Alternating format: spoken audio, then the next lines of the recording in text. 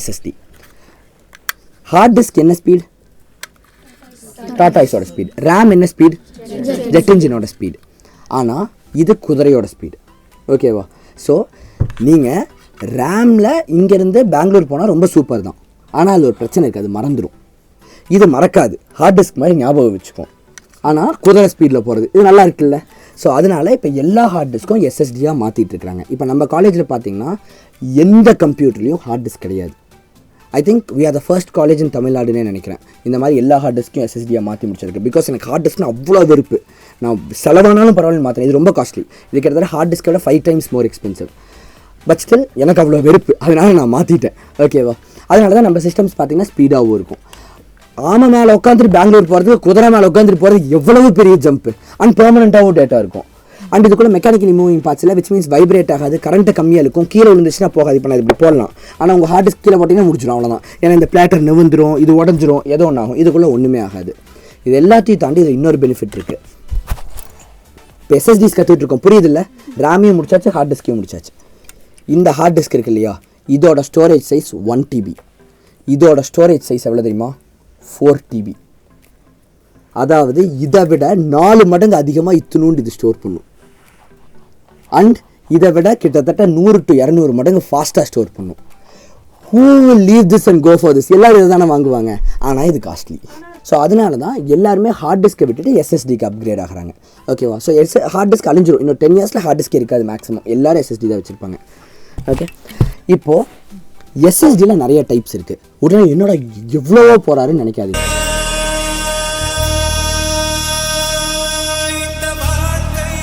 இது actually simple தான். Heart டிஸ்க்லேயே 2 type இருந்துச்சு. உங்களுக்கு அது ஞாபகம் கூட இருக்காது, நான் சொன்னால் ஞாபகம் வந்துடும்.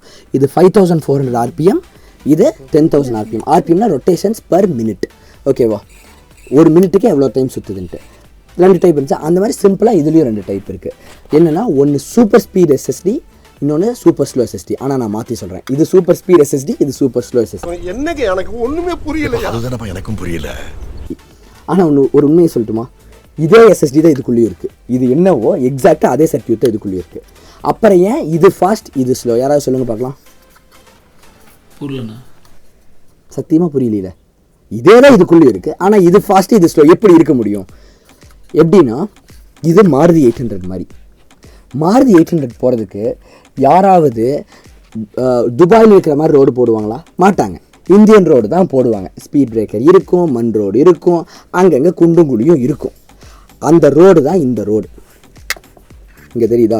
இந்த போர்ட், இது வழியாக தான் டேட்டா போயிட்டு வரும். ஸோ இந்த போர்ட் வந்து ஒரு மண் ரோடு மாதிரி. இதில் ஸ்லோவாக தான் டேட்டா போக முடியும்.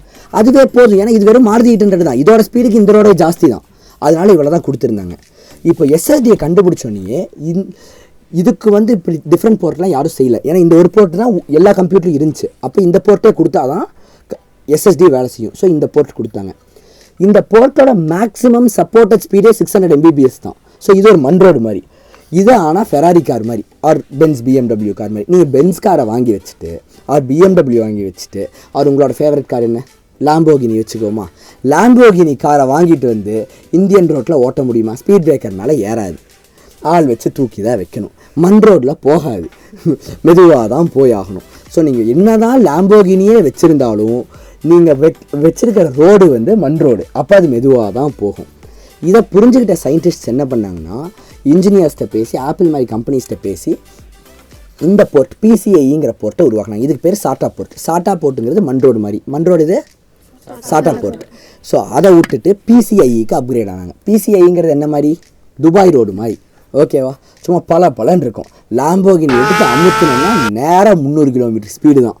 அந்த ஸ்பீடில் இதனால் போக முடியும். ஸோ இது என்ன ஸ்பீடில் காப்பி ஆகும் தெரியுமா? ஒரு மூவியை காப்பி பண்ணால் 1 செகண்ட். உங்களுக்கு ஒரு மூவி டவுன்லோட் பண்ண எவ்வளோ நேரம் ஆகும்? இதை போட்டு நாங்கள் காப்பி கொடுத்து பேஸ்ட் கொடுத்தோன்னே வந்துருச்சு. இப்படி இடத்துல வந்துருச்சு மூவி. அந்த காப்பி வரதுக்குள்ளே வந்துட்டு போயிடுச்சு, அவ்வளோதான். அப்படி போச்சு, அது கண்ணுக்கே தெரியல, அப்படி போச்சு. அதுதான் இதோட ஸ்பீடு. சம்டைம்ஸ் வரையாது, நீங்கள் பேசினே இருக்கும். அந்த லெட்டர்ஸ் எல்லாம் காப்பி வேணால் பேசினே வரும்ல, அந்த மாதிரி வரும். இது அவ்வளோ ஃபாஸ்ட். அதில் வச்சு ட்ரை பண்ணி காமிச்சு இன்னொரு தடவை வேணால் உங்களுக்கு போட்டு காமிக்கிறேன். லைக் சூப்பர் ஃபாஸ்ட்டாக இருக்கும். இந்த கனெக்டர்னால தான் அது இருக்குது. ஓகேவா? ஸோ இதுதான் 2 types ஆஃப் SSD. இது PCIe, இது வந்து சாட்டா. ஓகே, ஸோ நம்ம கிளாஸை முடிக்க போகிறோம். ஏன்னா 3மே கற்றுக்கிட்டோம். இன்னும் ஒன்று சொல்லிட்டு மறுபடியும் முதல்ல இருந்தா ஏன்னா உங்களை கொஞ்சம் குழப்பி விடணும்ல, எல்லாமே ஈஸியாக சொல்லிட்டா எப்படி, ஏதோ ஒன்று பண்ணி கன்ஃபியூஸாக ஆக்கி விடணும்ல. ஸோ என்னென்னா இந்த சர்க்கியூட் சேம்னு தானே சொன்னேன். இந்த சர்க்கியூட்டில் மறுபடியும் 3 டைப்ஸ் இருக்குது, எஸ்எல்சி, எம்எல்சி, டிஎல்சி. ஓகேவா, குழப்புதா? அதாவது அது என்னென்னா இந்த எஸ்எஸ்டி எப்படி டேட்டா ஸ்டோர் பண்ணுதுன்ட்டு. ஹார்ட் டிஸ்க் எப்படி டேட்டா ஸ்டோர் பண்ணுது, எதில் ஸ்டோர் பண்ணுது, எப்படி மேக்னெட்ஸில் எப்படி ஸ்டோர் பண்ணுது, மேக்னெட்டை ரொட்டேட் பண்ணி. ரேம் எப்படி ஸ்டோர் பண்ணுது, கெப்பாசிட்டரை வச்சு ஸ்டோர் பண்ணுது. அந்த மாதிரி இதுக்கு ஒரு ஸ்டோரேஜ் டெக்னாலஜி வேணும்ல. அந்த டெக்னாலஜி என்னன்னா ஜெயில் செல், ஜெயிலில் செல்லுன்னு சொல்லுவாங்கள்ல, அந்த மாதிரி செல்ஸ் நிறைய இதுக்குள்ளே இருக்கும். இதுக்குள்ளே அந்த செல்ஸ்குள்ளே எலக்ட்ரானை ட்ராப் பண்ணி வச்சுக்கோ, ஒரு ஜெயிலில் பிடிச்சி வச்சுருக்கிற மாதிரி. ஸோ எலக்ட்ரான்ஸ் ஃபுல்லாக இருந்தால் 1, இல்லைன்னா 0. சிம்பிளாக இருக்கா? இதுதான் கான்செப்ட். அதனால் மெக்கானிக்கல் மூவிங் பார்ட்ஸில் ஃபுல் ஸ்பீடாக இருக்கும். It works great. இதுக்கு பேர் தான் எஸ்எல்சி, சிங்கிள் லெவல் செல். ஒரு செல்லில் ஒரு 0 இல்லை ஒரு 1. எலக்ட்ரான்ஸ் இருந்தால் 1, எலக்ட்ரான்ஸ் இல்லைன்னா 0. ஓகே. ஆனால் இது எக்ஸ்பென்சிவாக இருக்குதுன்னு இன்னொன்று கண்டுபிடிச்சாங்க, மல்டி லெவல் செல்லுன்ட்டு, எம்எல்சின்ட்டு. எம்எல்சியில் எப்படி இருக்குன்னா ஒரு செல்குள்ளேயே எலக்ட்ரான்ஸ் அதிகமாக இருந்துச்சுன்னா 1, 1, கம்மியாக இருந்தால் 1, 0, இன்னும் கம்மியாக இருந்தால் 0, 1, சுத்தமாக இல்லைனா 0, 0. அப்போது 2 zeros and ones நீங்கள் ஒரே செல்லுக்குள்ளே ஸ்டோர் பண்ணலாம். இப்போது இதனால ஒரு அட்வான்டேஜும் இருக்குது, டிஸ்அட்வான்டேஜும் இருக்குது. என்னென்னா இந்த சைஸ் எஸ்எஸ்டியில் நீங்கள் 2 TB தான் ஸ்டோர் பண்ண முடியும், 4 TB ஸ்டோர் பண்ண முடியும். ஆனால் ஒவ்வொரு செல்லையும் 2 எலக்ட்ரான் ஸ்டோர் பண்ண முடியும். அப்போ காசு குறையும், சீப்பராக கிடைக்கும். இது எம்எல்சி தான். எஸ்எல்சியில் 1.5 லட்சம் ரூபாய்க்கு மேலே போகும். ஆனால் டிஸ்அட்வான்டேஜ் இருக்குது. என்னென்னா அந்த இப்போது ஃபஸ்ட்டு டிஸ்அட்வான்டேஜ் நீங்கள் கால்குலேட் பண்ணி எடுக்கணும். இன்னும் டிஎல்சி இருக்குது, இதெல்லாம் டிஎல்சி எஸ்எஸ்டி. இதுக்குள்ளே வந்து ஒரே இதில் நிறையா லெவல்ஸ் இருக்கும், 000, 001, அந்த மாதிரி நீங்கள் 3 இதை ஸ்டோர் பண்ணலாம். புரியுதா நான் என்ன சொல்லிட்டு இருக்கேன்ட்டு? இதை பண்ணுறப்போ ஃபஸ்ட்டு டிஸ்அட்வான்டேஜ் என்ன, இதில் நீங்கள் ஒரு டேட்டாவை ரிட்ரைவ் பண்ணணுன்னா உங்களுக்கு ரொம்ப ஈஸி. எஸ்எல்சியில் ஜஸ்ட் இமேஜின் இது எஸ்எல்சின்னு வச்சுக்கோங்க. இதில் ரொம்ப ரொம்ப ஈஸி. பிகாஸ் நீங்கள் 8வது 0 or 1 ஆக்சஸ் பண்ணால் நீங்கள் 8வது செல்லுக்கு போனீங்கன்னா போதும். ஏன்னா மொதல் செல்லில் 0 இருக்கும், 2வது செல்லில் 2வது 0 or 1 இருக்கும், 3வது பிட் இருக்கும், 4வது பிட். ஸோ 8வது பிட் ஆக்சஸ் பண்ணால் நீங்கள் 8வது செல்லுக்கு போங்க, உங்களுக்கு கிடச்சிடும். ஆனால் இதில் மொதல் செல்லில் 1, 2 and 3 இருக்கும், 2வது செல்லில் 4, 5, 6 இருக்கும். அப்போ 8வது ஆக்சஸ் பண்ணணும்னா நீங்கள் ஒரு கால்குலேஷன் பண்ணணும், டிவிஷன் பண்ணி. இது இப்போது ஒவ்வொரு பிட்டை ஆக்சஸ் பண்ணுறதுக்கு ஒரு ஃபோட்டோ நீங்கள் ஆக்சஸ் பண்ணுறதுக்கு பல லட்சம் 0s and 1s ஆக்சஸ் பண்ணணும். அதில் ஒவ்வொரு 0 and 1க்கும் அந்த டிவிஷன், அடிஷன், மல்டிப்ளிகேஷன் நடந்துகிட்டு இருக்கணும். அப்போ ஸ்லோவாக இருக்கும். ஸோ எம்எல்சி வந்து எஸ்எல்சியை விட ஸ்லோ.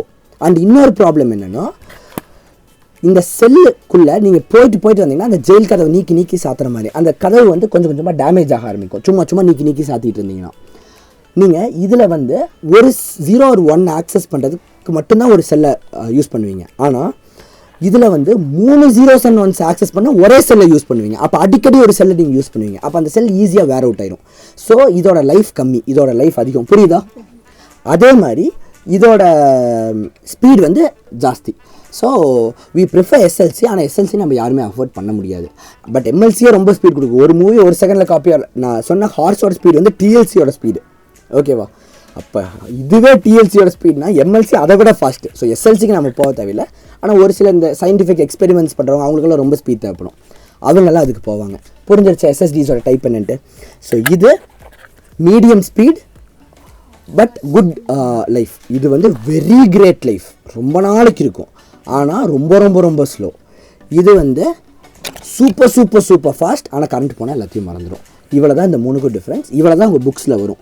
நான் அடிஷ்னலாக சொல்லிக் கொடுத்ததுக்கு reason this is great, you need to know how this works. கரெக்டாக? அதுக்காக தான். இது எல்லாத்தையும் தாண்டி நம்ம டேட்டா 0s and 1s எப்படி மாறுதுங்கிறது உங்களுக்கு புரிஞ்சுதா? நம்பர்ஸ் எப்படி 0s and 1s மாறுது, ஆஸ்கி எப்படி 0s and 1s மாறுது, அண்ட் இன்னொன்று என்ன ஃபைனலாக ஃபோட்டோஸ் எப்படி 0s and 1s மாறுது. இது எல்லாத்துக்கும் புரிஞ்சது தானே? புரிஞ்சிருச்சுன்னா கிரேட்.